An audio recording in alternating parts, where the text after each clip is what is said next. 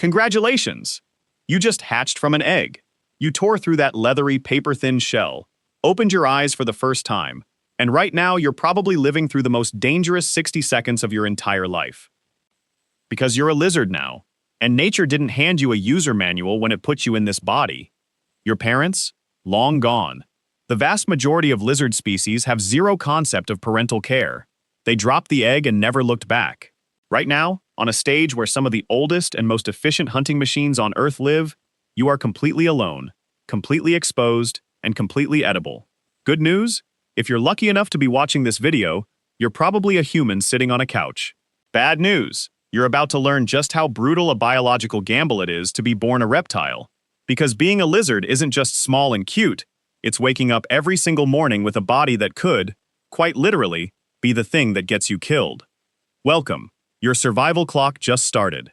Let's start here. You're an ectotherm. You can't generate your own body heat.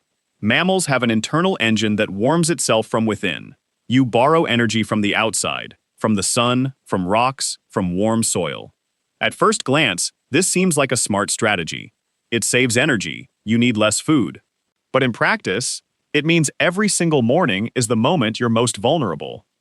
Overnight, your body temperature drops, your muscles slow down, your reflex speed collapses, and right at this moment, before the sun has risen high enough, you're lying on a rock with your mobility reduced to nearly zero.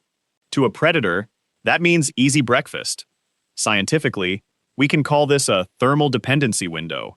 Until your body temperature reaches the optimal range, usually around 30 to 35 degrees Celsius and 86 to 95 degrees Fahrenheit, you're a creature that can't flee, can't attack. You can only hope. Now let's look at your heart. Mammals and birds have four-chambered hearts. Oxygenated and deoxygenated blood flow through completely separate paths. You only have three chambers, two atria, and a single ventricle. Inside that single ventricle, oxygenated and deoxygenated blood partially mix. That means with every heartbeat, part of the blood sent to your body is already used up, diluted with low oxygen blood. The result? Your metabolism runs at a much lower efficiency compared to mammals. Sustained, high-intensity running isn't a luxury you have. You can manage short bursts of sprinting, but then you absolutely need to rest. Which means, if whatever is chasing you doesn't give up, you're the one who'll have to. Here's another one.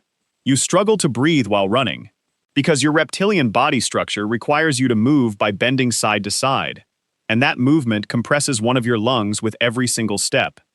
This phenomenon is called carrier's constraint. As your rib cage twists while running, the airflow to your lungs gets restricted. So the faster you run, the less air you can take in. That's why most lizard species rely on short, explosive escapes, then have to stop and catch their breath. While fleeing a predator, you need to run fast and keep breathing at the same time, and your own body forbids you from doing both at once. You do have an emergency button, autotomy, the ability to consciously drop your own tail. When a predator grabs you by the tail, special fracture points in the muscles contract, blood vessels instantly constrict, and the tail separates from the body. The severed tail keeps twitching for minutes thanks to nerve reflexes, distracting the predator's attention. Meanwhile, you escape. Sounds like a brilliant strategy, doesn't it? Now let's talk about the cost. That tail was storing a significant portion of your total fat reserves. When you lose it, you're not just losing a limb, you're losing the energy bank you'd built up to get through winter.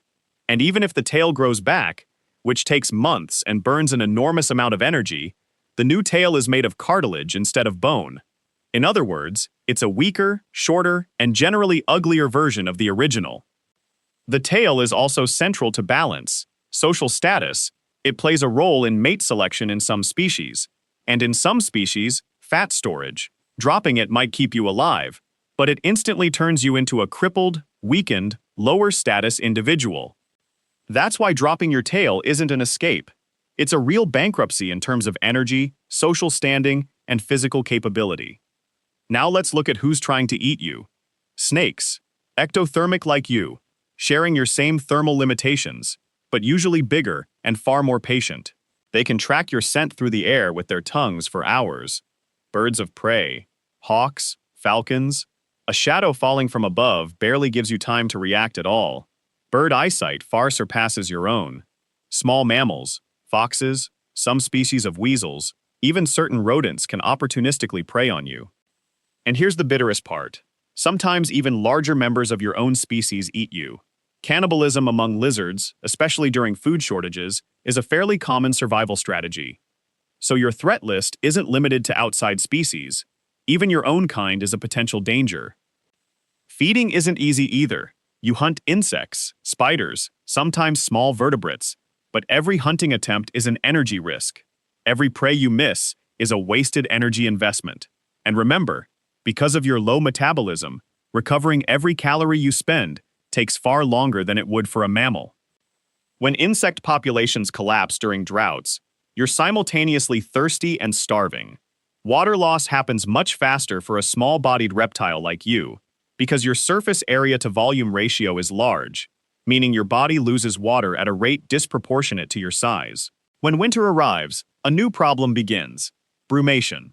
Unlike mammalian hibernation, this process is riskier for you, because your metabolism is already running so low.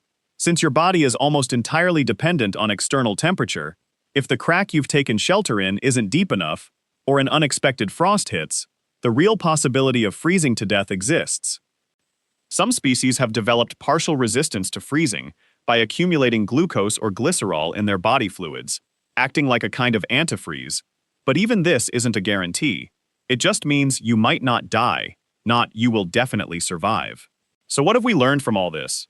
Being a lizard means trying to restart a frozen engine every single morning, trying to survive with a 3-chambered heart, being unable to breathe while running, sacrificing pieces of your own body just to stay alive, and doing all of it alone, with no parental care, with absolutely no social safety net.